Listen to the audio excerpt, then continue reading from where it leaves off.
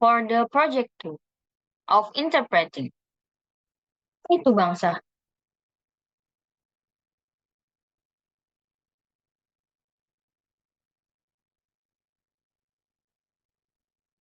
Upaya untuk mendefinisikan bangsa secara formal sebagai sebuah konsep politik dimulai pada tahun 1882 oleh filsuf sejarawan Prancis bernama Ernest Renan.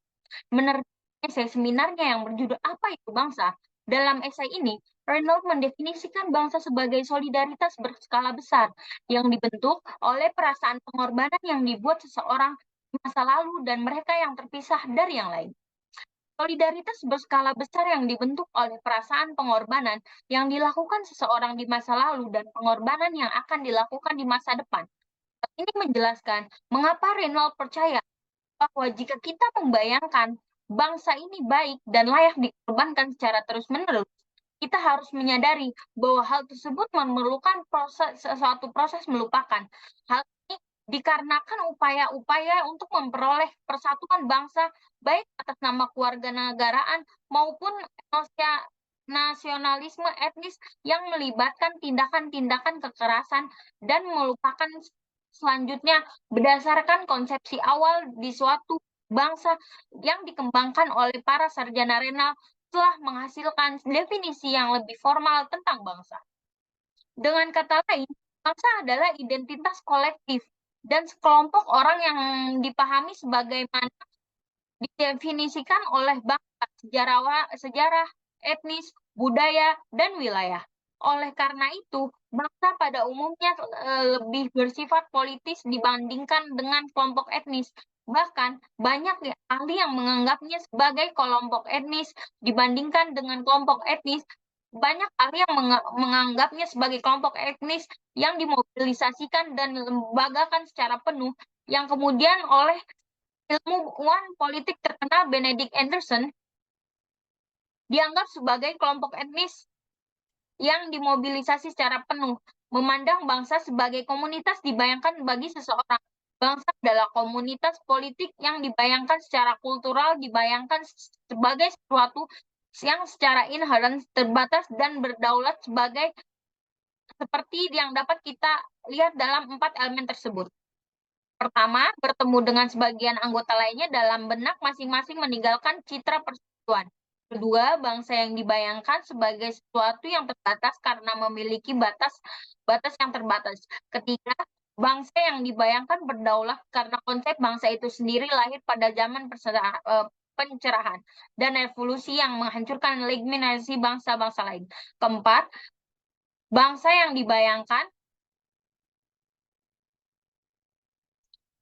memiliki batas-batas elastis yang melampaui batas-batas elastis tersebut. Namun terkadang batas-batas elastis di mana bangsa lain berada. Ketiga, bangsa yang dibayangkan berdaulat karena konsep bangsa itu sendiri lahir pada zaman ketika pencerahan revolusi menghancurkan legitimasi dunia dinasti hierarkis yang dihabiskan secara ilahi. Keempat, bangsa yang dibayangkan sebagai sebuah komunitas terlepas dari ketidaksetaraan eksploitasi yang mungkin terjadi di dalam diri masing-masing. Bangsa dibayangkan sebagai sebuah persekutuan horizontal yang mendalam.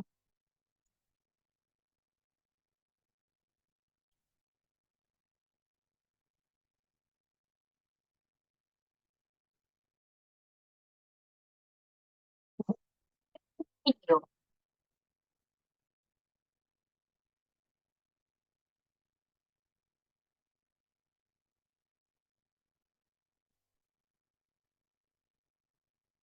Sistem adalah hukum bahasa yang menentukan urutan kata dan struktur kalimat dasar dalam berbagai bahasa.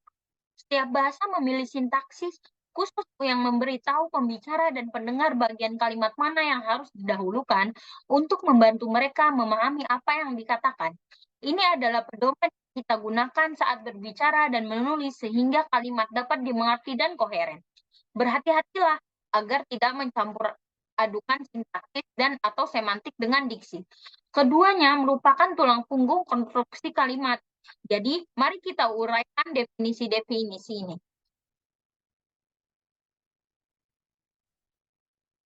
Sintaks adalah sesuatu yang baru disebutkan, adalah urutan kata dalam sebuah kalimat. Diksi adalah pilihan kata tertentu yang dimaksudkan untuk mengekspresikan makna tertentu. Semantik adalah makna yang disampaikan oleh kata-kata tertentu yang digunakan. Kami akan berfokus pada sintaksis dalam video ini. Dalam bahasa Inggris, ada urutan kata yang akan berfokus pada ditetapkan oleh sebagian besar jenis kalimat.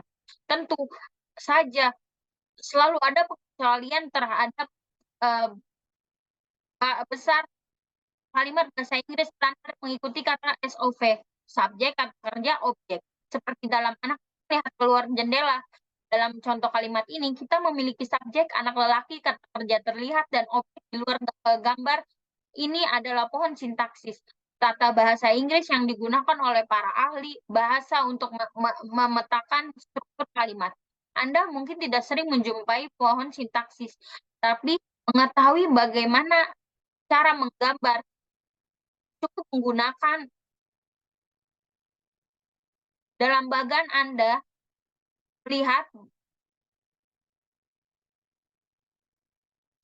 trivial bukan satu-satunya struktur urutan kata bahasa lain memiliki susunan bervariasi bahkan menyertakan komponen tambahan dalam sintaksis. Dalam contoh pohon sintaksis, subjeknya adalah kucing, kata kerjanya adalah duduk, dan objek adalah tikar.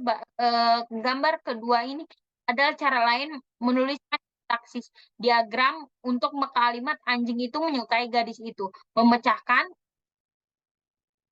menjadi beberapa artikel, kata benda, kata kerja, frasa kata benda, dan frasa kata kerja seperti contoh sebelumnya. Dalam kalimat ini adalah anjing, kata kerja adalah dicintai, dan objeknya adalah gadis. Sekali lagi, pohon sintaksis tidak dimasukkan untuk mengintimidasi, digunakan untuk memahami struktur kalimat untuk mengungkapkan tujuan setiap bagian dalam kalimat. Penggunaan tambahan dari pohon sintaksis adalah setiap kali urutan berbeda digunakan untuk sebuah kalimat. Kalimat tersebut dapat diterjemahkan memetakan seperti contoh di atas. Misalnya jika Anda mendengarkan sebuah kalimat bahasa asing yang mengikuti urutan FCO atau variasi lainnya. Membuat pohon sintaktis untuk kalimat tersebut membantu Anda meletakkan kata-kata dalam urutan CVO sehingga Anda dapat memahami apa yang dikatakan. Mari kita lihat rangkumannya. Pertama, sintaks adalah struktur kalimat. Dua, diksi adalah kata untuk menghubungkan pohon makna tertentu. Tiga, semantik adalah makna yang diungkapkan dari kata-kata yang digunakan. Empat, pohon sintaksis adalah alat grafik yang rapi untuk memetakan struktur kalimat dan memahami urutan kata secara fungsinya dan dalam dunia bahasa Inggris. Sekian, terima kasih.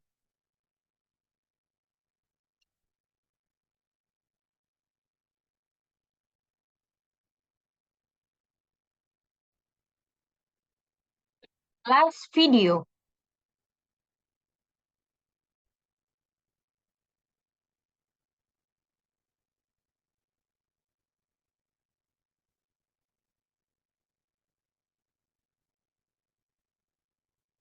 Selama hampir 1 dekade, para ilmuwan mengejar sumber virus baru yang mematikan melalui gunung-gunung tertinggi dan gua paling terpencil di Tiongkok.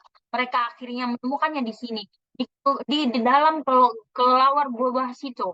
Virus yang dimasuk adalah virus corona yang menyebabkan epidemi sindrom pernafasan akut yang parah atau SARS pada tahun 2003. Coronavirus adalah sekelompok virus yang diselimuti oleh paku-paku protein kecil yang terlihat seperti mahkota atau corona dalam bahasa Latin. Ada ratusan virus corona yang diketahui, 7 diantaranya menginfeksi manusia dan menyebabkan penyakit. Coronavirus SARS-CoV menyebabkan SARS, MERS-CoV menyebabkan MERS, dan SARS-CoV-2 menyebabkan COVID-19. Dari 7 virus corona pada manusia, 4 diantaranya menyebabkan pilek, infeksi ringan yang sangat menular pada hidung dan tenggorokan. 2 menginfeksi paru-paru dan menyebabkan penyakit yang jauh lebih parah. Virus ketujuh yang menyebabkan COVID-19.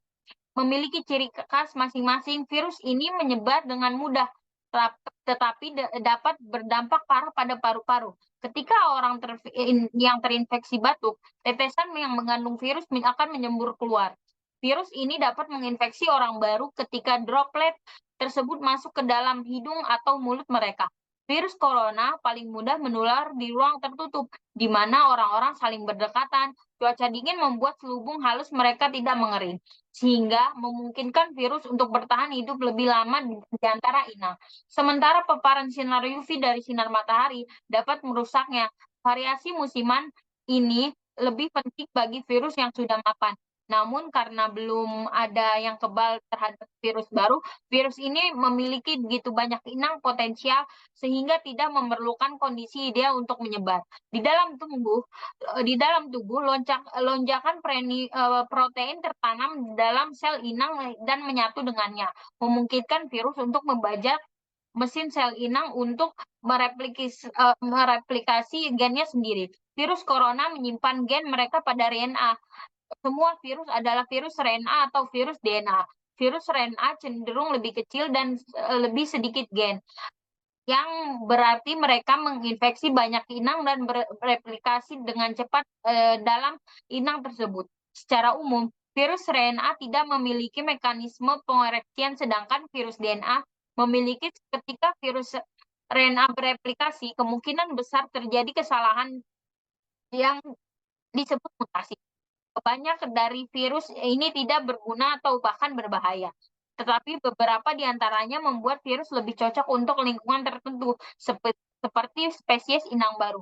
Epidemi sering terjadi ketika virus berpindah dari hewan ke manusia. Hal ini terjadi virus RNA menyebabkan epidemi Ebola, Zika, SARS, serta pandemi COVID-19. Setelah berada di dalam tubuh manusia, virus ini bermutasi. Biasanya tidak cukup menciptakan virus baru, tetapi cukup untuk menciptakan variasi strain dan virus dari virus aslinya. Virus corona memiliki beberapa perbedaan utama yang kebanyakan virus RNA. Mereka adalah beberapa yang menyebar terbesar, yang berarti mereka memiliki gen paling banyak. Hal ini menciptakan lebih banyak kesempatan mutasi yang berbahaya. Untuk mengatasi resiko ini, virus corona memiliki fitur unik. Enzim yang memeriksa kesalahan replikasi mengoreksi kesalahannya. Hal ini membuat virus corona jauh lebih stabil dan tingkat mutasi lebih lambat daripada virus RNA lainnya. Meskipun hal ini terdengar menakutkan, laju mutasi yang lambat sebenarnya merupakan tanda menjanjikan dalam hal melucuti virus ini. Setelah terinfeksi, sistem ketebalan tubuh kita dapat mengenali kuman dan menghancurkannya lebih cepat jika kuman tersebut menginfeksi kita lagi, sehingga tidak akan membuat kita sakit. Tetapi mutasi dapat membuat virus kurang dikenali oleh sistem kekebalan tubuh kita. Karena itu, lebih sulit dilawan. Mutasi juga dapat membuat obat antivirus dan vaksin menjadi kurang efektif. Karena obat dan vaksin tersebut dirancang secara khusus untuk satu virus. Itulah mengapa kita membutuhkan vaksin baru setiap tahunnya. Secara khusus suatu virus, itu mengapa kita membutuhkan virus influenza bermutasi dengan cepat cepat sehingga jenis baru bermunculan. Laju mutasi virus corona menjadi lebih lambat. Sistem kekebalan tubuh, obat-obatan, dan vaksin kita mungkin dapat mengalaminya lebih lama karena melindungi kita lebih baik, namun kita tidak tahu beberapa lama tubuh kita tetap kebal terhadap virus corona yang berbeda.